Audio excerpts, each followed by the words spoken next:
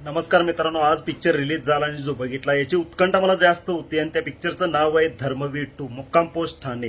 आता आपल्या प्रसाद okay सरांचे acting, त्यांचे हावभाव, त्यांचे डोळ्याचे एक्सप्रेशन आणि त्यांचं देहबोली ह्या सगळ्याचं टॉप नॉच होतं। आता हा पिक्चर मी बघायला जाण्याचं कारण एकच होतं, कारण त्यांनी जो सस्पेन्स मेंटेन केला होता प्रवीण तरडे सरांनी ऍज अ डिरेक्टर, तसे ते उत्कृष्ट आहेत। पहिल्या पार्टमध्ये म्हणजे धर्मवीर 1 मध्ये की शेवट नेमका काय झाला, इतके चांगले होते, सगळे ते उपचार व्यवस्थित चालू होते, पण त्यांचा अंत अचानक झाला कसा, मृत्यू झाला कसा, याच प्रश्नाचं उत्तर घेण्यासाठी मी हा पिक्चरला बघायला गेलो होतो। आणि हा पिक्चर बघितल्यावर मी किती खुश झालो आणि किती निराश झालो तेच या व्हिडिओमध्ये बघणार आहे। सगळ्यात आधी बोलूया की पिक्चर म्हणून आता याचे दोन मी पार्ट करणार आहे, एक पिक्चर म्हणून याचा रिव्ह्यू आणि दुसरा याचा रिव्ह्यू असणार आहे तो हा खरोखर एक प्रोपोगंडा आहे की खरोखर एक फिल्म आहे। आता बोलूया एक चित्रपट म्हणून कसा आहे हा पिक्चर। आता ज्या मराठी माणसांना म्हणजे इव्हन सगळ्यांनाच हा पिक्चर म्हणून ते जे कोण बघायला जाणार आहेत, आता ते बघायला जाण्याचं रिझन हे होतं की त्यांना आनंद दिघे साहेबांच्या बरोबर ते जास्त जाणून घ्यायचं होतं की त्यांच्याबरोबर नेमकं झालं काय आणि शेवट त्यांचा असा कसा मृत्यू झाला हे त्यांना जाणून घ्यायचं होतं आणि त्यासाठी ते बघायला गेले होते, म्हणजे मी पण गेलो होतो।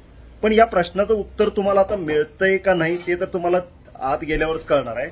पण मुद्दा हा की चित्रपटाच्या इंटरव्हल पर्यंत ना सगळं काही चांगलं चालू असतंय, म्हणजे आपल्याला वाटतंय की सगळं त्याच्याबरोबरच चालू आहे, पण शेवटी म्हणजे पहिला चालू होतंय आणि तिथं अगदी मध्यंतरापर्यंत ना आपल्याला असं वाटतंय की आनंद दिघे साहेबांच्या बरोबर हा जो काही पिक्चर आहे की नाही ते सगळा त्यांच्या अवतीभोवती फिरायला लागलाय। म्हणजे आता पहिल्या पार्टमध्ये तर त्यांचा मृत्यू दाखवला होता आणि पण जे काय आपल्याला त्यांचे अजून काही किस्से त्यांच्याबद्दल जे काय जाणून घ्यायचं होतं, त्यांचे जे काय आंदोलनं होती, जे काय हिंदुत्वाचा मुद्दा होता, ते सगळं जे काय आपल्याला फ्लॅशबॅक मधून दाखवतंय आणि हे सगळं चालतंय ते कुठंपर्यंत, हे सगळं चालतंय फक्त मध्यंतरापर्यंत आणि त्याच्यानंतर जे काय होतंय तिथून पुढे सगळं काही वेगळंच बदलूनच जातंय।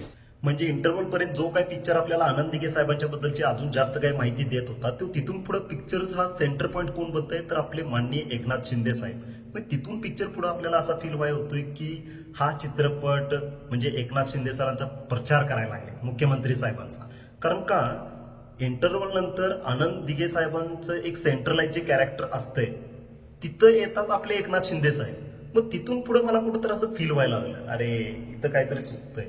कारण का मी तो पिक्चर बघायला तयार असता म्हणजे चांगलं वाटलं असतं जर मी एकनाथ शिंदे सरांचा म्हणजे साहेबांचा जर मी बायोपिक बघायला गेलो असतो तर, पण मला बायोपिक बघायचा होता आनंद दिघे साहेबांचा आणि तो मला तुम्ही अर्धाच दाखवला। त्यामुळे त्यासाठी मला ते डायरेक्टर प्रवीण तरडे सरांचं थोडंसं तिथे मला काय पार्शलिटी वाटली, पार्शलिटी म्हणजे तिथं ते फेल गेले।